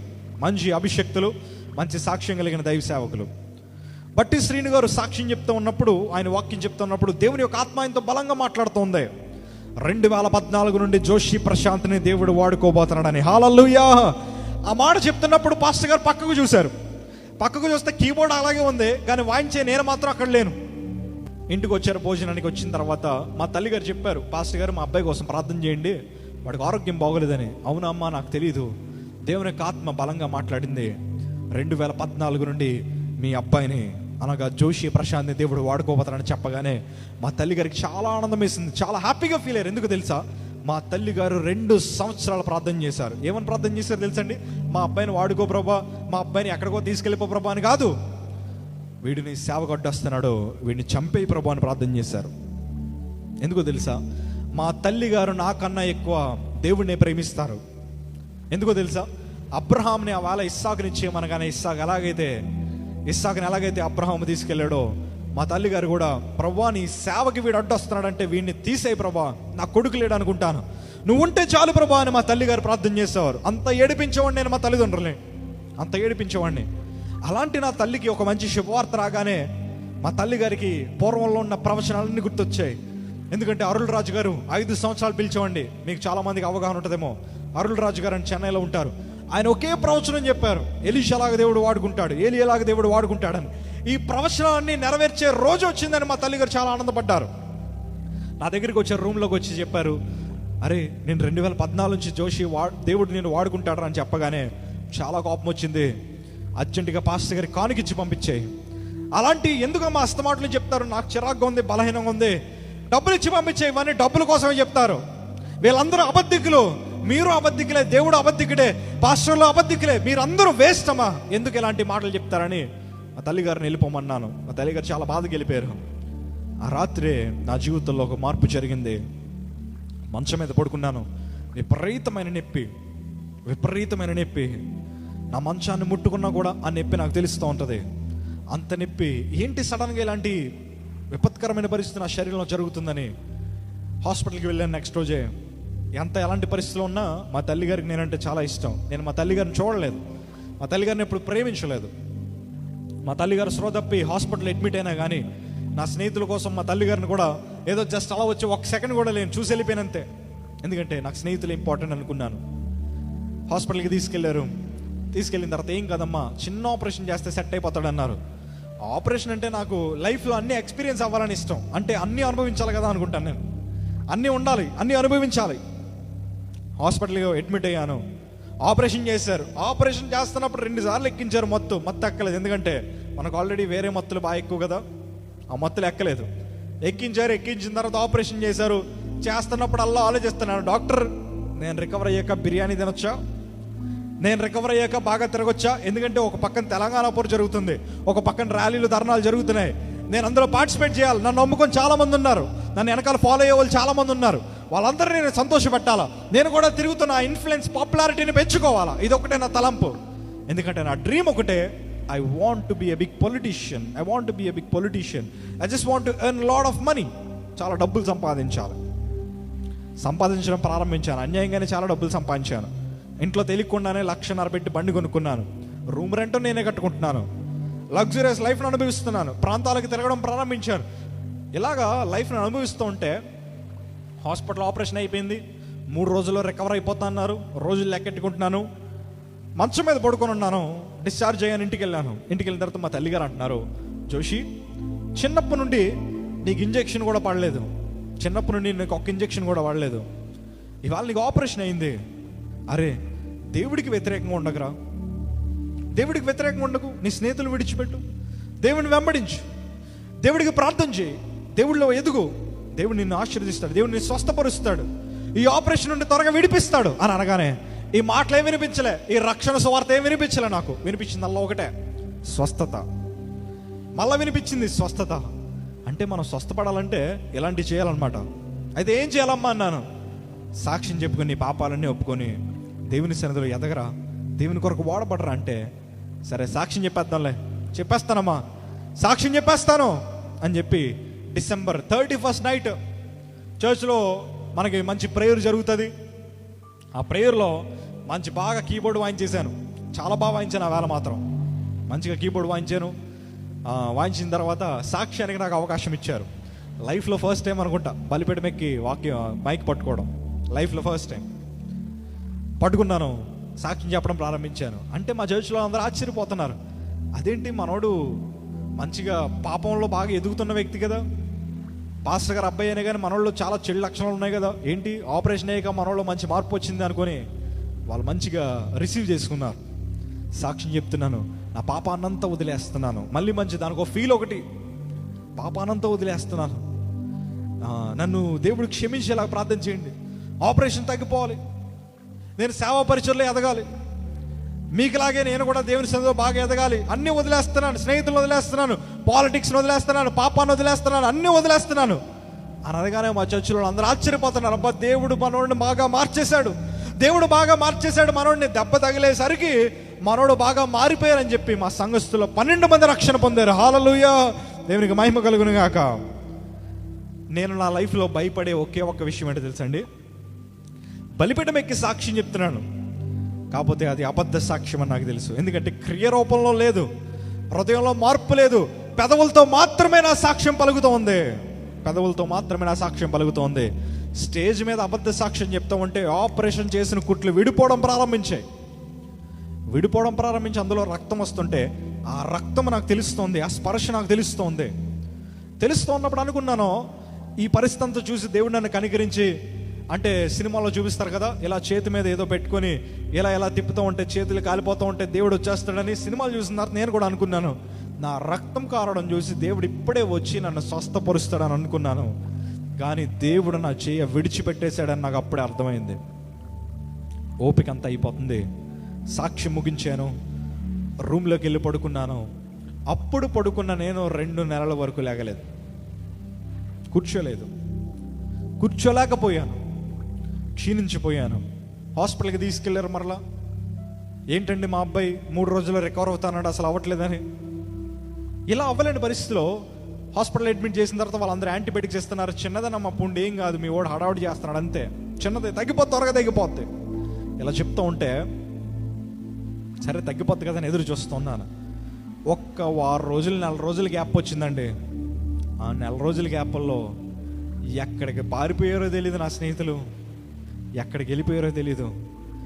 ఒకప్పుడు ఫోన్ అసలు ఖాళీ ఉండేది కాదు, అందరూ ఫోన్ చేస్తూనే ఉండేవారు, అన్న ఎక్కడున్నావు, కాకినాడ రా అన్న తిరుగుదామన్నా, అన్న పలానా గొడవ ఉందన్న, పలానా దగ్గరికి వెళ్దామన్నా, అన్న రా అన్న రెస్టారెంట్కి వెళ్దాం, అన్న రా అన్న బార్కి వెళ్దాం, అన్న రా అన్న పలానా వ్యక్తితో తిరుగుదాం, అన్న వీళ్ళ పరిచయం చేద్దాం, వాళ్ళు ఇలాగా ఎన్నో మాటలు. అమ్మ బాబోయ్, చాలా మాటలు విన్నాను. వినిన తర్వాత ఇప్పుడు హాస్పిటల్లో ఉంటే ఓపిక లేక మంచం మీద పడుంటే ఎవడు ఫోన్ చేయడేంటి, కనీసం తిన్నానన్న మాట కూడా ఎవడు అడగడేంటి, చాలా బాధ వేసింది. రికవర్ అయ్యి వెళ్ళిన తర్వాత అందరినీ దుమ్ము దులిపేద్దాం అనుకున్నాను. చాలా కోపం వచ్చింది. ఎందుకంటే వాళ్ళ స్టేషన్లో ఉంటే రక్షించాను, వాళ్ళ పోలీసులు పట్టుకుంటే విడిపించాను, వాళ్ళని వెళ్ళి పరిచయం చేశాను, ఇంకా నన్ను మర్చిపోయారు. స్నేహబంధం అంతే. చాలామంది అంటారు కదా, నా బెస్ట్ ఫ్రెండ్ నా బర్త్డేకి ఫ్లెక్స్లు కొట్టించాడు, నా బెస్ట్ ఫ్రెండ్ నా బర్త్డేకి రక్తదానం చేశాడు, నా బెస్ట్ ఫ్రెండ్ నా కోసం ఏదైనా చేస్తాడని. అమ్మో, చాలా మాటలు చెప్తూ ఉంటాం. నేను చెప్తున్నాను బ్రదరు, నేను చెప్తున్నా సిస్టర్, నువ్వు ఇంకా అలాంటి పరిస్థితుల్లోకి వెళ్ళలేదు కనుక నీ వెంట ఇంకా ఉన్నారు. నువ్వు ఇంకా చాలా దారుణకరమైన పరిస్థితులు చూడలేదు కనుక ఇంకా నీతో ఉన్నారు వాళ్ళు. ఒక్కసారి విపత్కరమైన పరిస్థితుల్లోకి వెళ్తే నీ వెంట ఎవ్వరు ఉండరు. నేను ఖచ్చితంగా చెప్తున్నాను. నువ్వు అందగాడు అవ్వచ్చు, నువ్వు డబ్బున్నవాడు అవ్వచ్చు, నీకు పేరు ప్రఖ్యాతలు ఉండొచ్చు, నీ దగ్గర ఓపిక లేకపోతే, వాళ్ళని కలిసే అవకాశమే లేకపోతే, నీ ముఖము కొన్ని రోజులు వాళ్ళు చూడకపోతే నువ్వు ఎవరో కూడా వాళ్ళకి తెలియదు. నిన్ను పట్టించుకోరు, నీకు కాల్ చేయరు, నీ ప్లేస్లో ఇంకొకరిని ఖచ్చితంగా రిప్లేస్ చేస్తారు. They will replace your place, ఖచ్చితంగా చేస్తారు. నా బ్రతుకు కూడా అలాగే అయింది. అయిన తర్వాత చాలా బాధ వేసింది. నాకు ఆపరేషన్ చేసిన పుండు తగ్గట్లేదు, క్షీణించిపోతున్నాను, ఆకలేస్తుందో పక్క నుంచి. ఏంటి నా బ్రతికి ఎలా అయిపోయిందని, ఏంటి నా పరిస్థితి ఏంటి అని మా మమ్మీని అడుగుతూ ఉన్నాను. అమ్మ ఏంటమ్మా ఎప్పుడు తగ్గుతుంది, ఎప్పుడు నేను కడుపు నిండా అన్నం తింటానంటే మా తల్లిగారు నా పాదాల దగ్గరే కూర్చున్నారు. నా వస్త్రం మొత్తం మారిపోయింది. ఒక టీషర్ట్, ఒక లుంగి, బట్టలు కూడా వేసుకునే పరిస్థితిలో నేను లేను. ఆకలేస్తుంది, అమ్మ ఏమన్నా పెట్టమ్మా అంటే వద్దునా, నా తగ్గిపోయాక తిందిగాని అంటున్నారు. యాంటీబయాటిక్స్ ఎక్కిస్తున్నారు, నీరసం అయిపోతున్నాను. ఏంటి నా బ్రతుకని ఏం అర్థం కావట్లే. టైఫాయిడ్, డెంగ్యూ, మలేరియా అన్ని పరీక్షలు చేశారు, అన్ని నార్మల్ వచ్చాయి, ఏం లేదు. ఎందుకు ఒకరోజు డౌట్ వచ్చి ఇక్కడ రిబ్స్ దగ్గర నుంచి మూలిగా, ఎముకల నుంచి మూలిగా తీశారు బయటికి. ఆ తీస్తున్న సిచ్యువేషన్లో నా పరిస్థితి ఎలా ఉందో తెలుసా? మా సంఘస్థులు నా కాళ్ళు చేతులు పట్టుకున్నారు, మంచం మీద పడుకోబెట్టారు. డాక్టర్ అన్నాడు, ఆ అబ్బాయి కళ్ళు మూసేయండి అన్నారు. కళ్ళు మూసారు. అమ్మ చిన్నగా నొప్పి వస్తుంది, మత్తిస్తున్నాను, తన కదలకుండా కాళ్ళు చేతులు పట్టుకోండి అన్నారు. పట్టుకున్నారు, ఏం అర్థం కావట్లే. ఆపరేషన్ మామూలుది అన్నారు కదా, తగ్గిపోద్ది అన్నారు. ఇలాంటి టెస్టులు ఏంటి, ఎందుకు చేస్తున్నారని. ఒక సూది నా శరీరంలోకి వెళ్ళడం నేను గమనించాను. అది నా ఎముక్కి గుచ్చుకోవడం నేను తెలుసుకున్నాను. ఆ పెయిన్ని భరించలేని పరిస్థితి. ఎందుకో తెలుసా? శరీరంలో ఓపిక లేదు, శరీరంలో బలం లేదు. ఆ సూది గుచ్చుకోగానే విలవల్లాడిపోయాను. ఆ మూలుగ తీస్తున్న సమయంలో శరీరంలోంచి ఏదో బయటికి లాగేస్తున్నారు. కరెంట్ షాక్ కొట్టినట్టు గిలగల కొట్టుకోవడం ప్రారంభించాను. నా చుట్టూ ఉన్న నా సంఘస్థులు నా చేతులు కాళ్ళు గట్టిగా పట్టుకున్నారు. నా కళ్ళు మూస్తారు. ఏం జరుగుతుందో నాకు తెలియని పరిస్థితి. ఎందుకు ఇలా తీస్తున్నారో తెలియని పరిస్థితి. తీశారు, గట్టిగా స్టిక్కర్ అంటించారు, ఆటోలో పడుకోబెట్టారు, మళ్ళీ హాస్పిటల్కి తీసుకెళ్ళిపోయారు. నెక్స్ట్ రోజు ఆదివారం మధ్యాహ్నం నా రిపోర్ట్స్ వచ్చాయి. కాకినాడ సర్పవరం జంక్షన్ స్పెన్సర్ ఎదురుగుండా సూర్యతేజ హాస్పిటల్లో అడ్మిట్ అయ్యాను. మా తల్లిగారు చర్చ్ ముగించుకొని వచ్చారు, మా సంఘస్థులను చూడడానికి వచ్చారు. అందరూ మా కొంగు చూస్తున్నారు. డాక్టర్ గారు మా సంఘస్థులు పిలిచారు, రిపోర్ట్స్ వచ్చాను. రండి ఒకసారి, త్వరగా రండి అని పిలుస్తూ ఉన్నారు. మా సంఘస్థులు పిలుస్తున్నారంటే నన్ను పిలవట్లేదు. మా తల్లిగారు బలవంతంగా లోపలికి వెళ్ళి, డాక్టర్ గారు మా అబ్బాయి రిపోర్ట్స్ ఏమొచ్చినా పర్లేదు నాకు చెప్పండి అయ్యా అంటే, డాక్టర్ గారు లేచి నిలబడి మా తల్లిగారు తల మీద చేసి ఒక మాట అన్నారు. తల్లి, మీ అబ్బాయిని ప్రపంచంలో ఇంకెవ్వరూ కాపాడలేరు. కేవలం మీరు నమ్ముకున్న దేవుడు మాత్రమే కాపాడితే. ఎందుకో తెలుసా? మీ అబ్బాయికి AML క్యాన్సర్ వచ్చింది, అక్యూట్ మైలాయిడ్ లుకేమియా క్యాన్సర్ వచ్చింది. దానికి సరైన మందు కూడా లేదమ్మా. ఏ హాస్పిటల్కి ప్రిఫర్ చేయాలో కూడా నాకు తెలియని పరిస్థితి, ఎక్కడికి పంపించాలో కూడా నాకు ఐడియా లేని పరిస్థితి. ఆయన యేసు ప్రభువుని నమ్ముకోలేదు. ఆయనకి క్రైస్తవులు అంటే ద్వేషమే. కాకపోతే మేమంటే చాలా అభిమానం. ఆయనకి చాలా మంచి మనసున్న వ్యక్తి. ఆయన మాటలు అంటూ ఉంటే మా తల్లి గారికి ఒక్కసారిగా కుప్పకూలిపోయారు. అయ్యా, 2014 నుంచి నా అబ్బాయిని వాడుకుంటానన్నవే, ఇప్పుడు వీడికి మరణకరమైన వ్యాధి వచ్చింది, వీడు చచ్చిపోతాడని అందరూ అంటున్నారు. ఏం చేయాలో తెలియని పరిస్థితి. పైన నేను కూర్చొని ఫేస్బుక్ వాట్సాప్ చూసుకుంటూ ఉన్నాను ఫోన్లో. ఎప్పుడు వెళ్తానా, ఎప్పుడు కడుపు నిండా అన్నం తింటానా అని చూస్తున్న పరిస్థితి. మా తల్లిగారు వచ్చి అన్నారు, నా బ్లడ్ రిపోర్ట్స్ కూడా వచ్చాయి. బ్లడ్ 4, ప్లేట్లెట్స్ 20,000 23,000 ఉన్నాయి. ఎప్పటికీ ఆ రిపోర్ట్స్ నా దగ్గర ఉన్నాయి. ఇలాంటి పరిస్థితిలో నా ఫ్రెండ్స్ వచ్చారు. ఏ నెగిటివ్ బ్లడ్ గ్రూప్ అండి, నా బ్లడ్ గ్రూప్ చాలా రేర్గా దొరుకుతుంది. నా స్నేహితులు కొంచెం సాయం చేశారు, రికమెండేషన్ అప్పుడే అనుకుంటే లాస్ట్ టైం నేను వాడుకోవడం. నా పొలిటికల్ ఇన్ఫ్లుయెన్స్ని చాలామంది ప్రయత్నం చేశారు. ఇంచుమించు బ్లడ్ ప్యాకెట్స్ అన్నీ వచ్చాయి. వచ్చిన తర్వాత ఎక్కించిన తర్వాత మా తల్లి గారు ఒక మాట అన్నారు, జోషి హైదరాబాద్ వెళ్దాం వస్తామన్నారు. నేను యాక్చువల్గా హైదరాబాద్ పారిపోదాం అనుకున్నాను, మా కుటుంబాన్ని విడిచిపెట్టి హైదరాబాద్ వెళ్ళిపోయి డబ్బులు సంపాదిద్దాం అనుకున్నాను. ఆ డిసెంబర్ కాలంలోనే లాస్ట్ టైం మమ్మీని చూసి వెళ్ళిపోదామని వచ్చాం.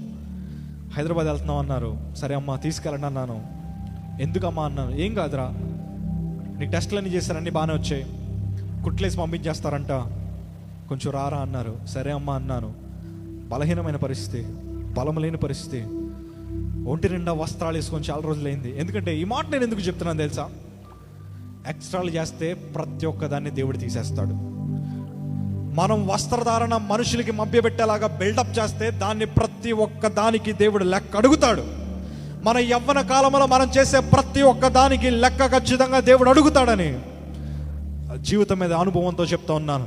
ఆయన వాక్యాన్ని వాళ్ళని చేతిలో పెట్టడం గల ప్రాముఖ్యమైన కారణము, నువ్వు తెలియక చేస్తున్న తప్పుల్ని నువ్వు తెలుసుకొని సరి చేసుకుంటావని దేవుడు వాక్యాన్ని రాయించి నీ కొరకు నా కొరకే. నువ్వు పాట పాడుతున్నావే, ఆ పాటకు తగ్గ జీవితం ఉందా? నువ్వు వాక్యం చెప్తున్నావే, వాక్యానికి తగ్గ జీవితం ఉందా? హైదరాబాద్ తీసుకెళ్లారు, రైల్వే ప్లాట్ఫామ్ మీద పడుకొని ఉన్నాను. పడుకున్న తర్వాత ఒళ్ళంతా సాల్వాతో కప్పేశారు. కప్పేసిన తర్వాత ఆపరేషన్ చేసిన పుండు మాత్రమే ఎక్స్పోజ్ అయి ఉంది. ఆ ఎక్స్పోజ్ అయిన పుండు మీదకి రైల్వే స్టేషన్లో ఉండే పెద్ద పెద్ద ఈగలన్నీ వచ్చి వాళ్తూ ఉన్నాయి. వాళ్తున్నప్పుడు నా లైఫ్లో ఎక్స్పీరియన్స్ ఎలా ఉందో తెలుసండి? మన కాలు తిమ్మిరి బాగా ఎక్కిన తర్వాత దాని మీద ఎవరన్నా దువ్వని తెచ్చి కోంబు తెచ్చి దాన్ని ఎలా గీకితే ఎలా ఉంటుందో తెలుసా? అంతెందుకు, మీకు తిమ్మిరి పట్టిన తర్వాత ఒకసారి అడుగండి ఇలాగో, you can't stand on it. మన కాళ్ళ మీద మనం నుంచోలేం, కాలు ఇరిగిపోతే మన భయం వస్తుంది. ఆ పుండు మీద ఈగలు వాళ్తూ ఉంటే ఆ ఈగలు నడిచే ప్రతి ఒక్క అడుగు నాకు తెలుస్తోంది.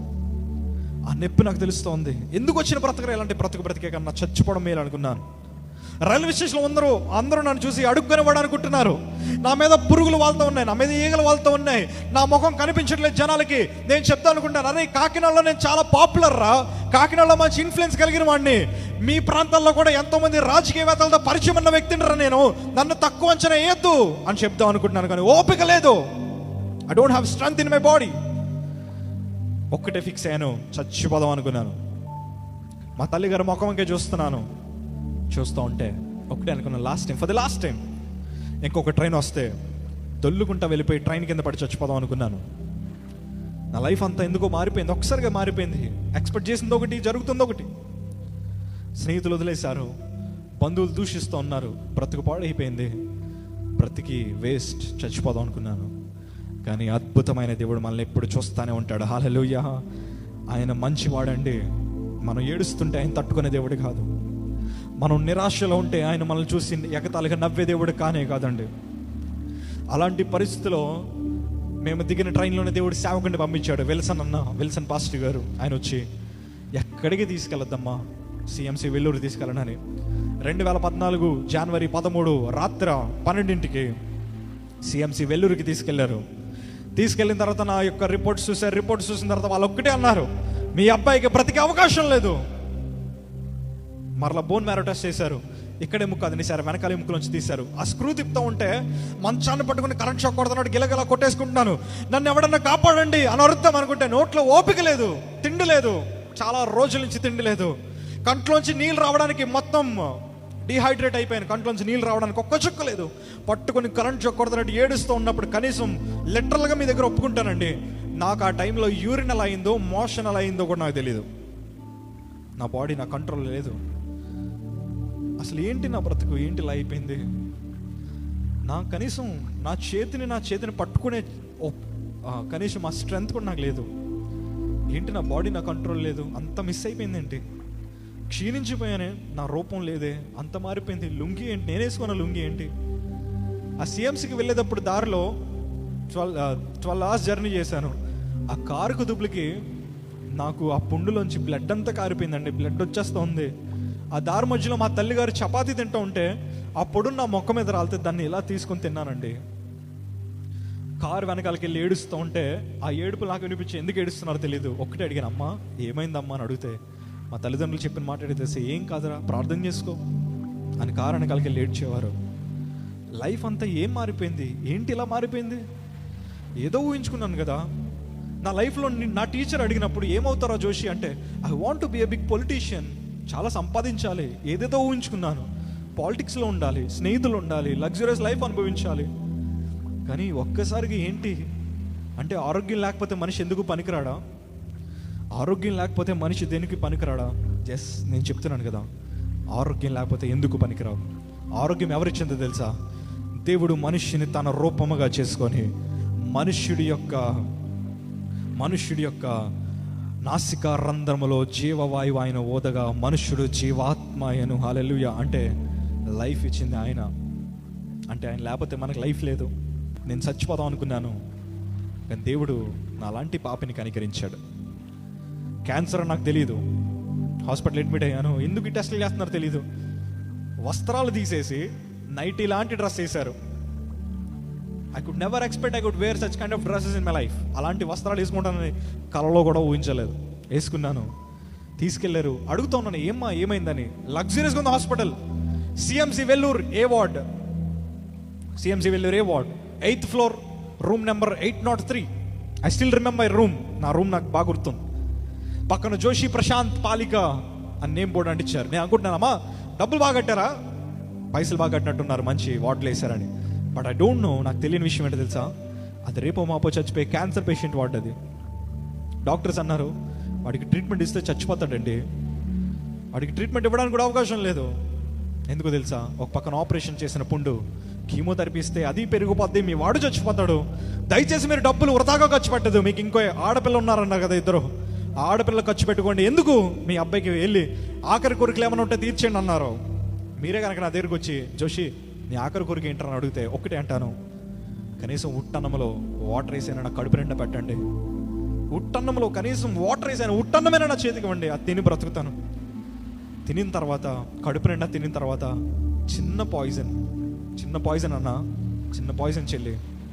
మా మమ్మీని కూడా అదే అడుగుతాను, చిన్న పాయిజన్, నొప్పి లేకుండా అలా నిద్రలో చచ్చిపోయేదాన్ని ఉంటే ఇవ్వమ్మా అని అడుగుతాను. అదే నా ఆఖరి కోరిక. పొలిటీషియన్ అవి ఇవి అయిపోయి ఇంకా ఏం లేవు, ఫ్రెండ్స్ వదిలేశారు, ఎవరు లేరు, ఒక్కడనే అయిపోయాను. ఆ ఒక్కడనే అయిపోయిన తర్వాత చాలా బాధ అనిపించింది.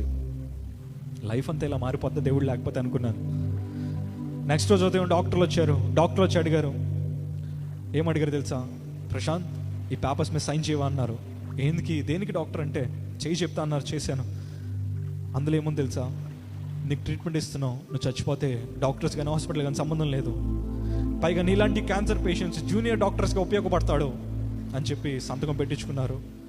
నీకు ఏఎంఎల్ క్యాన్సర్ అని అడగగానే బ్రతుకు మీద ఒకే ఒక్క ఆశ అడిగాను, డాక్టర్ నేను బ్రతుకుతాను అంటే నా మొక్క మీద చెప్పారు నువ్వు బ్రతకవని. చాలా బాధ అనిపించింది. ఫోన్లో చచ్చిపోతాం కదా. మా తల్లిగారిని పిలిచాను, నా ఫోన్ ఓపెన్ చేశాను, నాకు ఇష్టమైన ఫోటో చూపించాను. అమ్మా, ఈ ఫోటోని నేను చచ్చిపోయాక ఫ్రేమ్ వేయించండి. చచ్చిపోయిన తర్వాత మంచిగా దండే, నీకు ఇంకిద్దరే పిల్లలమ్మా, ఇద్దరు పిల్లలు, ఇంకా నేను ఉండనమ్మా. ఒకటే అన్నాను, ఎంత ఖర్చు అవుతుంది నాకు ట్రీట్మెంట్ చేయడానికి, ఎంత కాస్ట్ అవుతుంది అన్నాను. చాలా ఖర్చు అవుతుంది అంది. పర్లేదు చెప్పమ్మా, ఎంత కాస్ట్ అవుతుంది చెప్పు. పైగా మనకేం లేవు కదా నాకు ట్రీట్మెంట్ చేయడానికి. ఎంత అవుతుందంటే 30 lakhs అవుతారా, ఇంకా ఎక్కువ వచ్చేమో అన్నారు. అదేంటమ్మా, మనకే చాలా పరిస్థితులు ఉన్నాయి, ఎక్కడి నుంచి తెస్తారు? అయితే ఒక పని చేయండి అమ్మా, డబ్బులు ఏం ఖర్చు పెట్టద్దు, ఉన్నంత వరకు ఉంటాను, చచ్చిపోతాను తర్వాత, don't spend money on me అంటే మా తల్లిగారు ఒక మాట అన్నారు. ఏమంటారు తెలుసా? అరే, ఇప్పటివరకు చాలా మందితో స్నేహం చేసావు కదా, ఒక్కసారైనా ఏసేతో చేరా, అందరిని విడిచిపెట్టి ఏసేతో చేరా, ఏసే నేను బ్రతికిస్తాడు అనగానే మనసులో ఎక్కడో ఆశ. ఏంటో తెలుసా? ఏసే ఉన్నాడని ఎక్కడో ఆశ. ఆ చిన్న బైబిల్ని, ఎప్పుడు లైఫ్లో బైబిల్ని మనస్ఫూర్తిగా పట్టుకోలేదు. For the first time I'm holding the holy Bible in my hands. For the first time I'm holding it. గుండెల మీద పెట్టుకున్నాను. ప్రార్థన కూడా రాదు నాకు, ప్రార్థన కూడా రాకపోతే ఒకటే చిన్న ప్రార్థన, ఏసయ్యా నువ్వు ఉన్నావని మా తల్లిదండ్రులు చెప్పారు, నువ్వు నిజంగా ఉంటే ఒక్కసారి నాతో మాట్లాడవా. డూ యు నో, నా ఫస్ట్ ప్రేయర్లో నేను దేవుడిని ఎప్పుడు అడగలేను బ్రతికించమని. నువ్వు నిజంగా దేవుడు అయితే ఒక్కసారి మాట్లాడవా అని అడిగాను. For the first time in my life, నా జీవితంలో ఒక సూపర్ న్యాచురల్ థింగ్ని చూశాను. బలమైన స్వరాన్ని నేను విన్నాను. హల్లెలూయా. దేవుని స్వరాన్ని విన్న తర్వాత ఎంత డ్రాస్టిక్ చేంజ్ అంటే, with in fraction of second I started crying. ఏడవడం ప్రారంభించాను. నా తప్పులు, నా పొరపాట్లు అన్నీ గుర్తొస్తున్నాయి. నేనెంత ఘోర పాపినా, ఎంతో దుర్మార్గపు పనులు చేశాను, ఎంత ఘోర పాపినా. నా తల్లిదండ్రులు పిలిచాను, అమ్మ దేవుడు మాట్లాడాడు. మా తల్లిదండ్రులు చేతులు పట్టుకున్నాను, క్షమించండి, ప్లీజ్ ఫర్గివ్ మీ, నన్ను క్షమించండి అని. మా తల్లిదండ్రులు అన్నారు, మేము క్షమించకపోయినా నీ అతిక్రమంలో దాయకుండా ఆయన దగ్గర ఒప్పుకున్నారు. హల్లెలూయా. ఆయన దగ్గర ఒప్పుకోవడం ప్రారంభించాను. అతిక్రమములు దాచిపెట్టేవాడు వర్ధిల్లడు, వాటిని ఒప్పుకొని విడిచిపెట్టేవాడు కనికరమ పొందును. హల్లెలూయా. కనికరం పొందానండి. Today I'm alive because his grace is still upon me. అందుకే చెప్తాను, క్రిస్టియన్ లైఫ్లో మనం అన్నీ మార్చుకుని దేవునిలో బ్రతకాలి.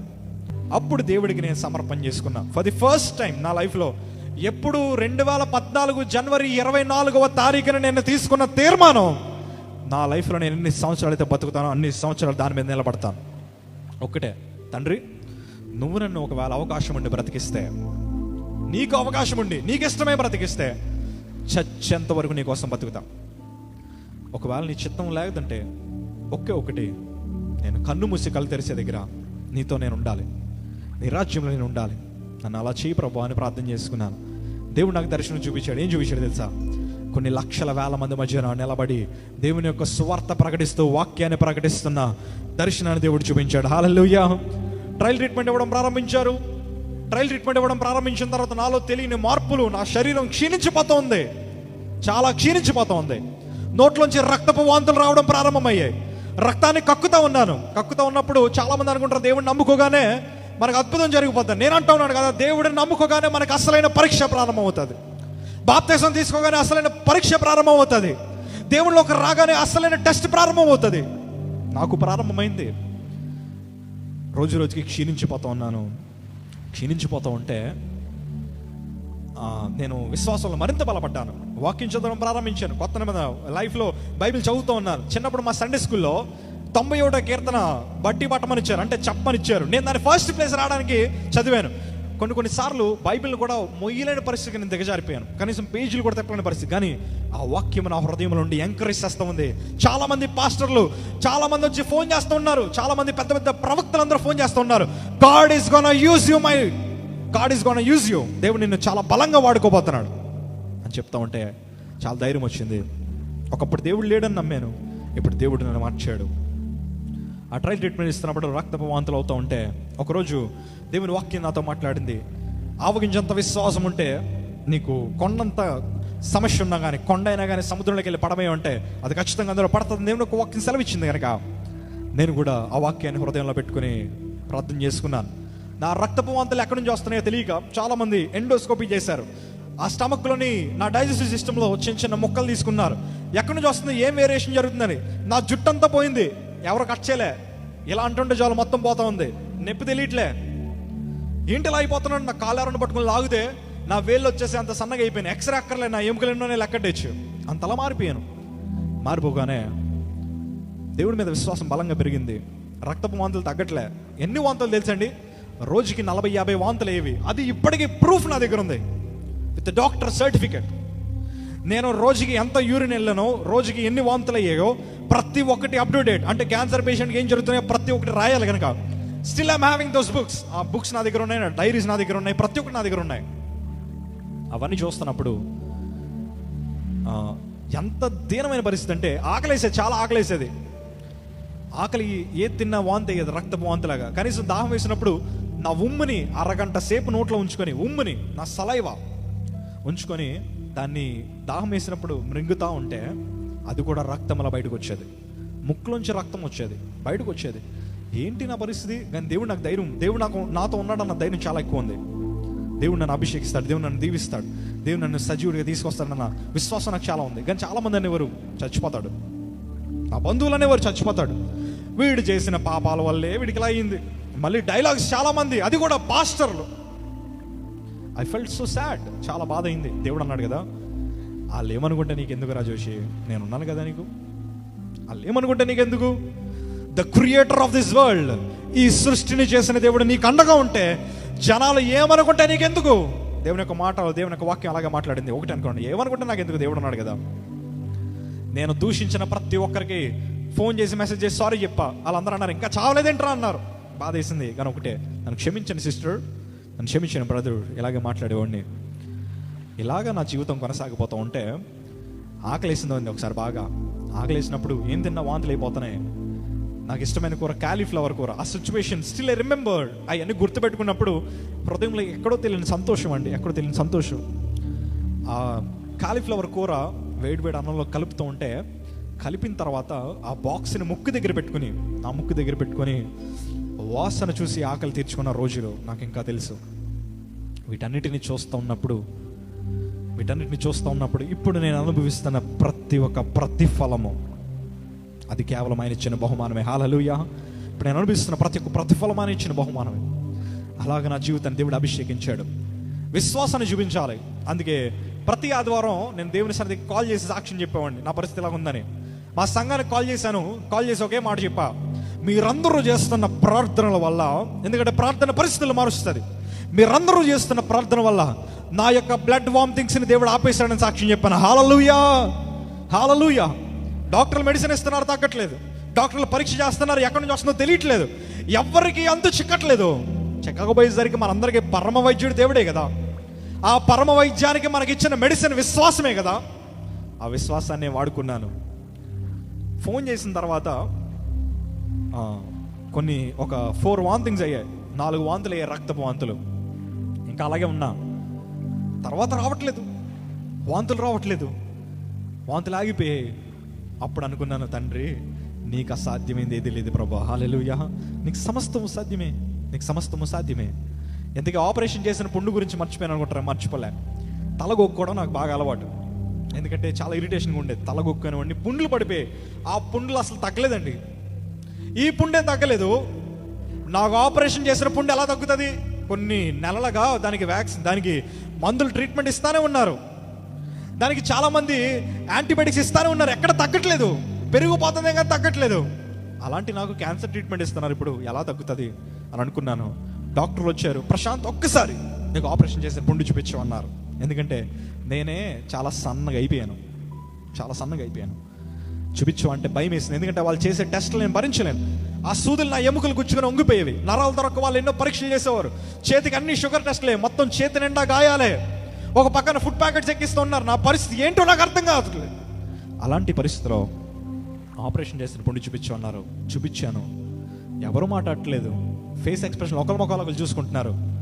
వాళ్ళు ఒకటే అన్నారు, Prashant it's a miracle man. అది గొప్ప అద్భుతం. ఏంటో తెలుసా, నీకు ఆపరేషన్ చేసిన పుండు నయమైపోయింది అన్నారు. హల్లెలూయా. ఆ మాట వినగానే ఎగిరి గంతే అనిపించింది. ఎందుకంటే కొన్ని నెలలైందని నేను కూర్చొని అది తగ్గిపోయిందని చెప్పగానే మా తల్లిగారు నా నడుము పట్టుకొని నన్ను కూర్చోబెట్టి, అరే నువ్వు కూర్చొని చాలా నెలలైందిరా, దేవుడు నీ నడుముని నిలబెట్టాడు, నీ కాళ్ళని నిలబెడతాడు, దేవుడు నేను అనేక చోట్ల వాడుకుంటాడు, దేవుడు నేను అభిషేకిస్తాడని నన్ను ప్రోత్సహించేవారు.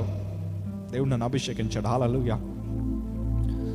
అలాగా నా జీవితంలో దేవుని అద్భుతాలు చూడడం ప్రారంభించాను. ఇంకా కీమోథెరపీ ఇవ్వడం ప్రారంభించారు, ఒరిజినల్ ట్రీట్మెంట్ ఇవ్వడం ప్రారంభించారు. ఇంచుమించు సంవత్సరాల ట్రీట్మెంట్ అన్నారు. నా బ్లడ్ గ్రూప్ ఏమో ఏ నెగటివ్, ఎక్కడ దొరకదు.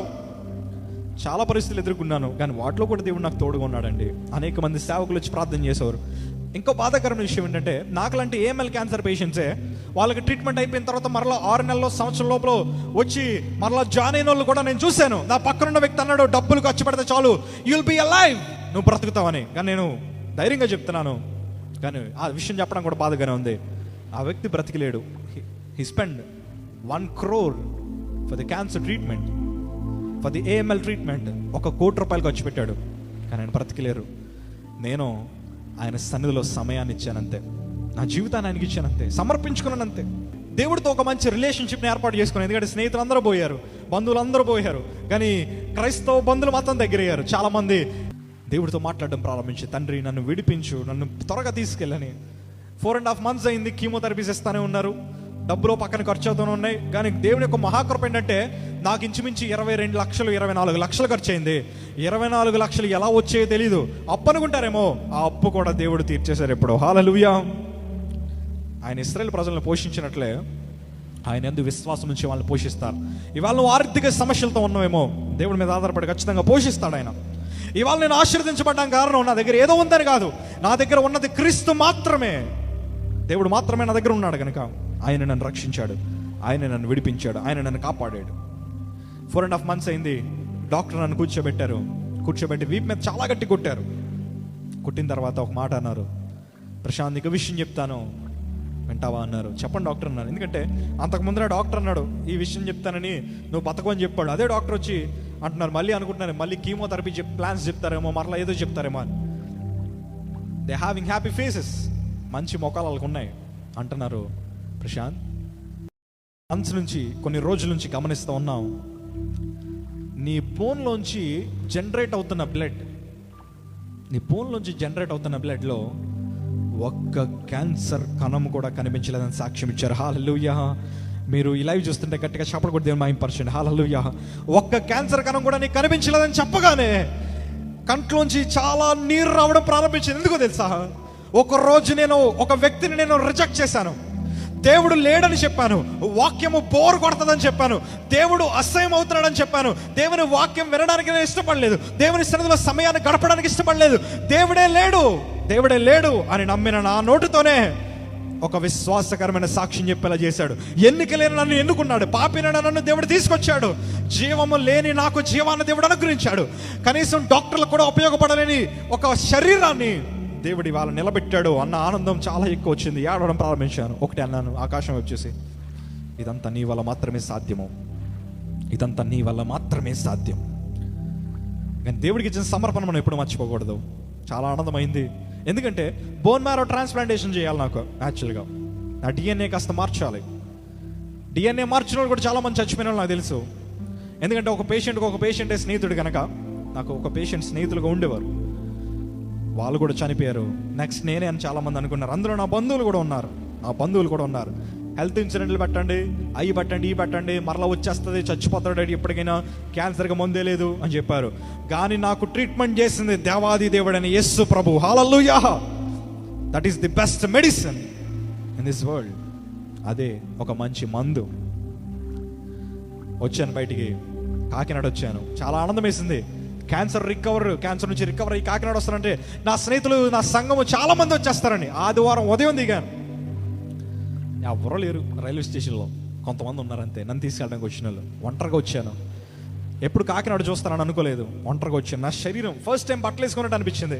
మంచిగా జీన్ ప్యాంట్ కొనిపించుకున్నాను, మంచిగా షూలు కొనిపించుకున్నాను, మంచిగా నేను వస్త్రాలు వేసుకుంటే మా తల్లిగారు చాలా ఆనందపడ్డారు. ఎందుకంటే అప్పటి వరకు నన్ను వేరు వేరు రకాలైన వస్త్రాలతో చూశారు కనుక. మంచిగా రెడీ అయ్యాను. స్పెట్స్ ఒకటి మళ్ళీ నాకు అప్పుడు హెయిర్ అప్పుడే చిన్న చిన్న మొలకల్లో వచ్చాయి. ఆ బక్క శరీరంతోనే ఏదో నేను చాలా గొప్ప అందగాన్ని అనుకొని, ఎందుకంటే దేవుడు నాలోకి వచ్చిన తర్వాత నా రూపురేఖలు నాకు కనిపించలేదు, కేవలం క్రీస్తు మాత్రమే కనిపించాడు. ఆ ఫోటోలు ఇప్పుడు చూస్తూ ఉంటే చాలా కామెడీగా అనిపిస్తున్నాయి. మంచిగా స్పెట్స్ పెట్టుకొని, ల్యాప్టాప్ ఒళ్ళో పెట్టుకొని, అబ్బా మంచి ఉందాగా రెడీ అయ్యి వచ్చాను కాకినాడ. ఎవరు లేరు, ఒంటరికి వెళ్ళాను. మోకాళ్ళు వేసి ప్రార్థన చేశాను. తండ్రి, ఇప్పుడు నన్ను దీవించాల్సిన బాధ్యత నీదే, నువ్వే తీసుకొచ్చావు కనుక. చచ్చిపోతాను, నన్ను నువ్వే తీసుకొచ్చావు. నేను తీసుకురమ్మని అడగలే, నువ్వు ఉంటే మాట్లాడన్నాను అంతే. నన్ను తీసుకొచ్చావు, వాడుకోవాల్సింది నువ్వే, నా క్యారెక్టర్ని సరి చేయాల్సింది నువ్వే. అసలు దేవుని యొక్క మాస్టర్ మైండ్ ఎలాంటి గ్రహించలేమండి. దేవుడు నన్ను రోజు రోజుకి అంచెలంచెలుగా దేవుడు దీవిస్తూ వచ్చాడు. హల్లెలూయా. ఏ నోటితో అయితే బూతు మాటలు మాట్లాడేవాడిని, ఏ నోటితో అయితే బూతు మాటలతో ఎగతాళి చేసి బూతు పాటలు పాడేవాడిని, 4 పాటలు రాయించాడు. హల్లెలూయా. నేను ఎందుకు పనికిరాను అనుకుంటాను, ఎందుకో తెలుసా? ఆయన లేకపోతే మన బ్రతికేంటండి? ఆయన లేకపోతే ఇవాళ నేను మీ ముందర సజీవులుగా ఉండగలను? ప్లీజ్ బ్రదర్ అండ్ సిస్టర్, 2 చేతులటి నమస్కారం చేసి చెప్తా ఉన్నాను, మనం మారాలి. మనం మార్పుతో సమాజాన్ని మార్చాలి. We have to change the society only through the Christ, only by following Jesus Christ. దేవుని వెంబడించే వారికి ఉండాలి. థ్యాంక్ యూ సో మచ్ అండి. దేవుడు మనందరినీ దీవించి ఆశీర్వదించును గాక. ఆమేన్. ఆమేన్.